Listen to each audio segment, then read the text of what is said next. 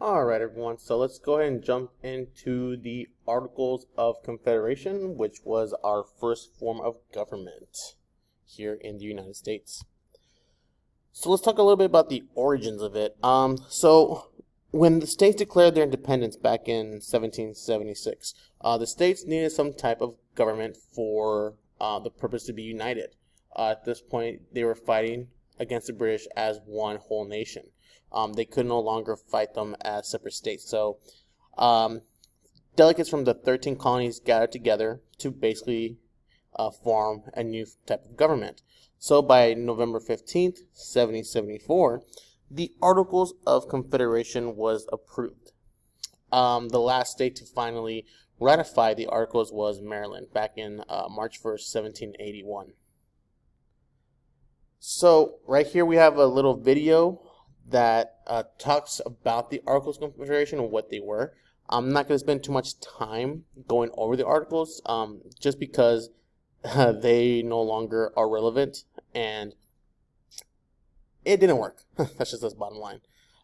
So go ahead and watch this video on your own on the Google Slides that I have posted on Schoology website.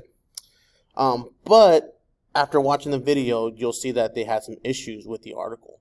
And as you can see from the cartoon that I posted here, some of the issues was that each state had one vote. So this brought a threat to some of the bigger states or the smaller states.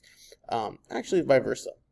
So if every single state had a vote, that means that the smaller states who had a small population had the same power as the bigger ones, and the bigger states didn't like that. Every single state had their own army, so there wasn't one whole united army to fight against any foreign threats. Congress could not impose or collect taxes. That's probably the biggest one. If you recall, during the War of Independence, the colonies were in debt. They borrowed so much money, and there was no way for the government to pay it back.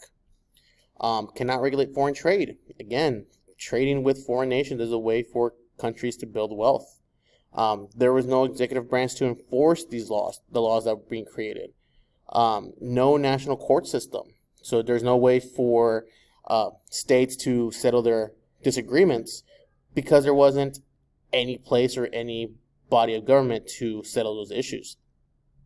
One of the hardest things as well in the Articles of Confederation was also that you needed nine states to agree on any type of laws, and getting 9 out of 13 states to do anything together is very hard.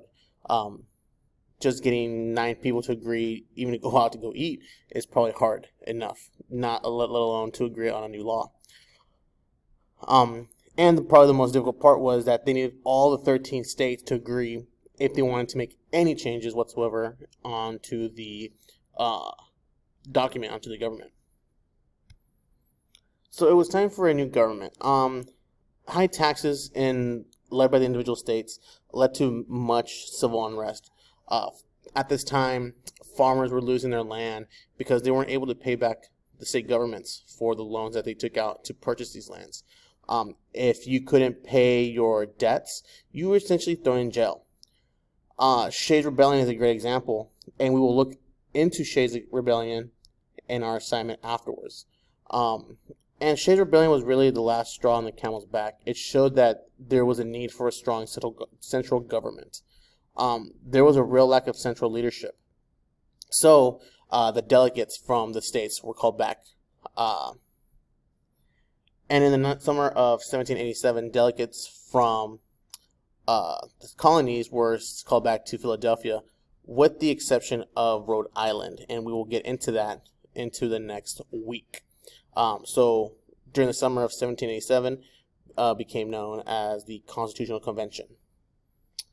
So let's jump over to our assignment for today, which is an analysis of the Shays' Rebellion.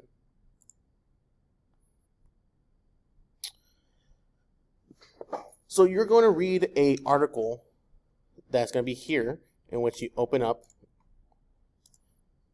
and you're going to read about it. So Shays' Rebellion was somewhat of a small little military expedition in which many farmers were upset with the government of Massachusetts. So you're going to read the article, and then you're going to answer these questions that are posted here. This overall assignment is worth 10 points, so 2 points per question. Again, if you have any questions regarding the assignment or anything that I discussed, by all means feel free to email me, or we can discuss it on Friday during tutorial. See you guys later.